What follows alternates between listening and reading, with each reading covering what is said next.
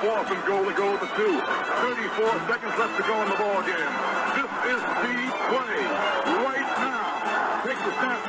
Targeted goes in. Targeted all alone. And the quarterback keeps. Wow, what a call. Nobody touched him.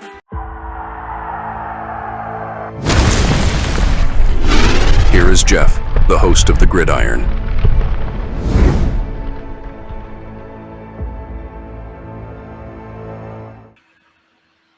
So, Andrew Thomas, right? He's talking about that. This is special. The pass rush, Denver, it's very special. They have 30 sacks already. I think the Giants have 12. Giants are on pace for 34 sacks. Okay, now to be fair, now the Giants do have a lot of pressures. According to PFF, there's all kinds of.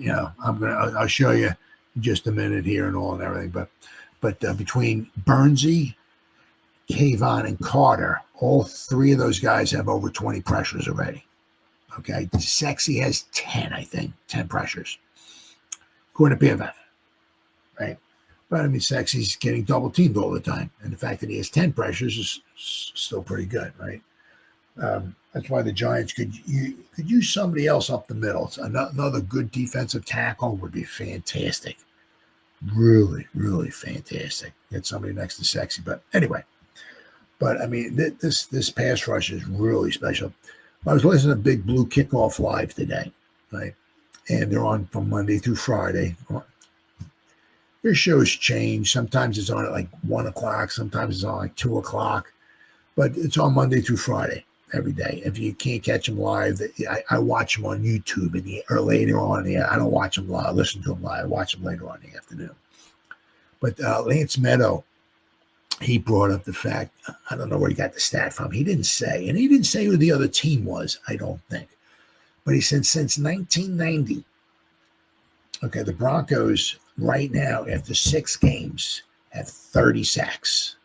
5 sacks a game. 17, 34, 60. It's on pace for 85 sacks. Okay. So after 5 games, they have 30 sacks. No, 6 games. 6 games, I'm sorry. 30 sacks. 5 sacks a game.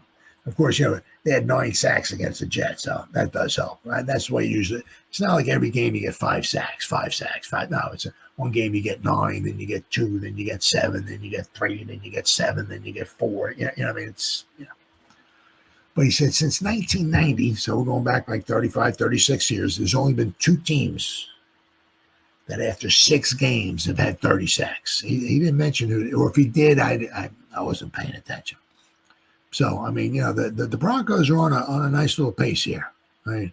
And you can see the one thing was it was kind of like it was like sharks feeding in blood infested waters, right? They knew if they sent 37 guys on every play at Justin Field, they knew they were going to get home. I mean, because he would just get he'd drop back, he'd have like half a second, and he just starts dropping his head and just looking for help and all.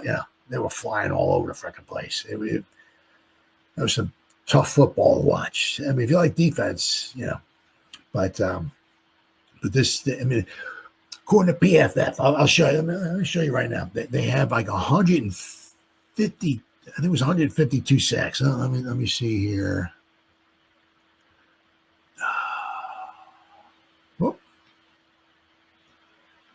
Okay. Yeah, I got 3,000 tabs open up here. So let me see if I can find this here. So they got, all right, here we go. Here's the Denver pass rush, according to PFF, right? So, right. Now they don't do half sacks, right? So this guy here, I think he has 8. He has 8 sacks, right? Burns, he has 7, right? But he has 8. But according, see, it's a bit misleading. Let's see, what do we got here? See here, that's what I'm saying. See, sacks. See, they don't do half sacks, so they have them with 35 sacks. Well, apparently they got 30, right? So they don't do half sacks. So they never do half sacks. I don't know, right? But They got 12 different guys who have at least half a sack. 12, right? Now you'll look here, right? Total pressure is 152. I'm not so sure how correct that is or whatever. If you go maybe to next gen stats or something, there might be a little bit different. But, Zach Allen here, right? He is 24. Jonah Ellis, I hope I said his name right. He's got 10. Franklin Myers has got 16. Jonathan Cooper, he's got 27. Renaud, or whatever. Renaud, I'm not sure. Justin Renaud, he's got 10. Benito, he's got 29. So they got what? 6 guys? They got 6 guys, according to PFF, who have double digits in pressures. Okay. Yeah, they got a lot of guys.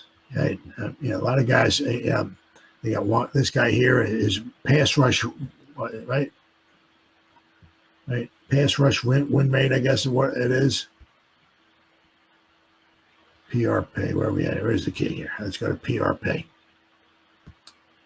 Let's find PRP. A formula that combines sacks, hits, and hurries relative to how many times they rush the passer. PRP. Okay. Right.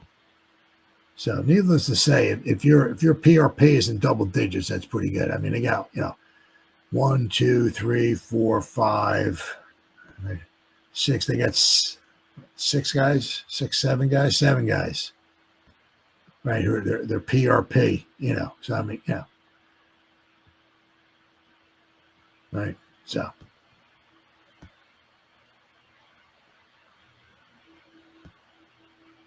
Right, so I mean, the Broncos have an elite pass rush. As I said, they have 152 pressures. Let me share my screen with the Giants. I mean, the Giants have, I think it's like 120. I think it is.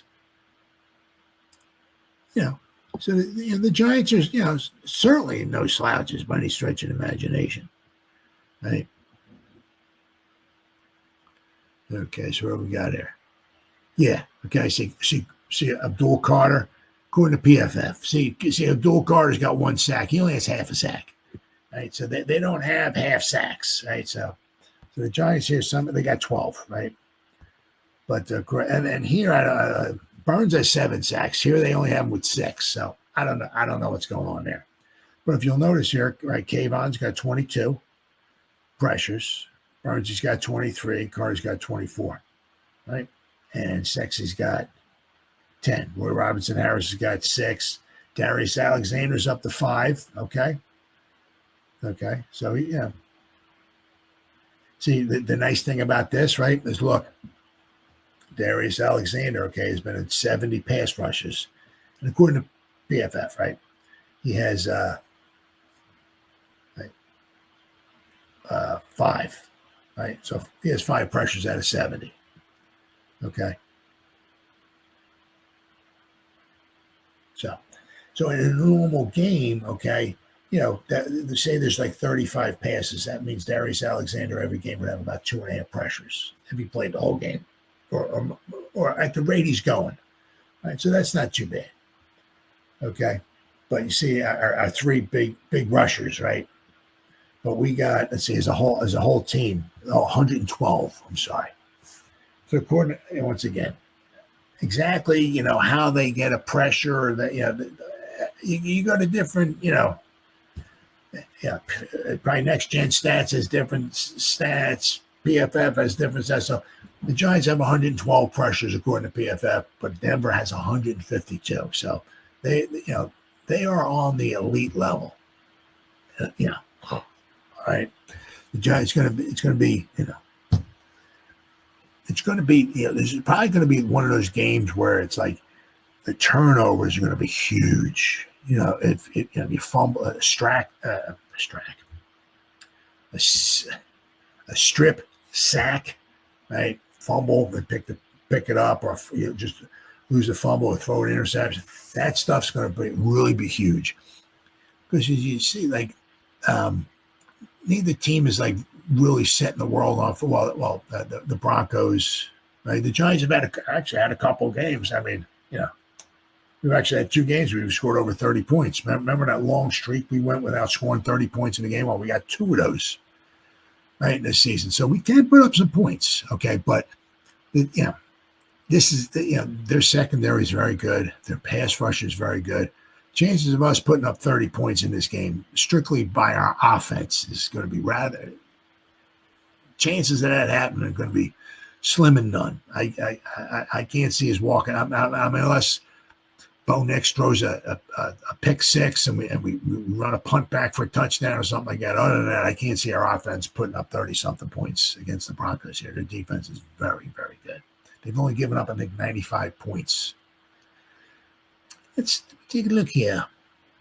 I think it was 95 points. Let's see here. 2025 Denver Broncos. All right, let me, okay.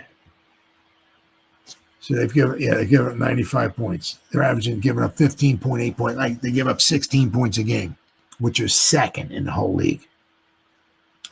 They score 21.7. So, they're not setting the world on fire offensively, right? So they're 21.7, which is 20th. But their defense only giving up 16 points a game. We're on the road, hostile territory, loud atmosphere. Not quite as loud as inside the Superdome, though, but it's going to be loud, okay? Let's see here. To be fair, Danny Dimes, but this was in Indianapolis. Danny Dimes put up, and the Colts put up 29. The Chargers put up 23. But other than that, against the Titans, who just fired their coach, right? Titans only scored 12 points. The Cincinnati Bengals, without a quarterback, basically, put up 3 points. The Eagles only scored 17 points. Now, the Eagles were winning at halftime. And the Eagles had 17 points at halftime, I think it was, in that game. Right? Nope, my bad. I do apologize. The Eagles were winning 10-3 at halftime. The Eagles were winning 17-3 after 3 quarters. And then the Broncos came back and put up 18 points in the final quarter. So the Broncos defense held the Eagles only 17 points at home. Right, and the Eagles didn't get a lot of yards in that game either. The Eagles had 16 first downs. They had 302 yards of offense. They ran the ball 11 times for 45 yards. So, matter of fact, they sacked Jalen Hurts 6 times. So between the Eagle game and the Jet game, they've had 15 sacks in the past 2 games. So, the Giants going to need to be on their P's and Q's. I mean, you can't let these guys get on. You can't can't be another 7 or 8 sack performance against it. I mean, that's just going to, Both defenses have the advantage in this game. Okay, both defenses. Right now, it's going to be interesting to see, right, which defense steps up the most. But that very good defense. And even Andrew Thomas was talking about this here, right? Andrew Thomas reveals the one Broncos strength New York must be ready for to win in Week 7. Giants are aiming to string back-to-back victories together in Week 7 as they travel to Denver to face the Broncos. Following their exhilarating win on Thursday Night Football, the mentality from the fan base is that this franchise can capably upset teams like the Broncos if they play their physical brand of football. However, they'll need to be effectively prepared to counter an elite Denver defense this week. Star left tackle Andrew Thomas shared today that the Giants need to be ready for chaos. Yep. Obviously, one of the most talented defenses in the league, Thomas told reporters. They have a lot of guys up front that create havoc. And they play really well in the back end as well. I think their coordinator puts them in great positions to make plays. Broncos are on an elite stretch this season with how they're attacking opposing quarterbacks. So far, they've registered an NFL best 30 sacks, which is more than double what the Giants have. They've also generated 105 quarterback pressures, which is second best in the league behind the Seahawks, who have 106. Now, Yeah, I don't know, how they, figure that. I said, you go to pressures, you go to PFF, they have like 150. So somehow another metric they go to has them with 105 quarterback pressures. And Seattle's 106. Thomas was direct in acknowledging that the toughest pass rush unit in the NFL will challenge the Giants' offensive line. He revealed how they must prepare for the matchup. For us up front, we just got to trust our technique, Thomas stated. It's a tough environment to play in, so communication is going to be important when in early downs to avoid some of those third and long situations. Absolutely. Yeah, man, it's going to be tough. Thomas will be tasked with holding off the most productive pass rusher in the NFL for now in Broncos, Nick Bonito. Through 6 games, Bonito leads the NFL with 8 sacks. He also has a whopping 34 pressures on 130 pass rush reps. I mean, that's crazy. That's crazy. 34 pressures. So even Abdul Carter, as good as he is and all that, and Burns, they only got 23 and 24 pressures. This guy has 10 more than they do. With the upcoming brutal battle, Thomas dug into what he knows makes Bonito so dangerous. I would say first is his explosiveness. He does a really good job getting off the ball. While facing Bonito would be tough for most offensive tackles, it should be another chance for Thomas to flex why he's a top left tackle in the league. One could even argue that it should be Bonito who should be worried in this game, considering he's allowed that Thomas has allowed no sacks and only 2 pressures since returning from injury. If Thomas can help evaluate his teammates, there is a legit shot for the Giants to upset Denver and continue their streak as Giant killers. So, well, yeah, we're going to certainly have to wait and see. They got the work cut out for them. Definitely have the work cut out. Especially, it's all the whatever you want to call it, the common sense stuff.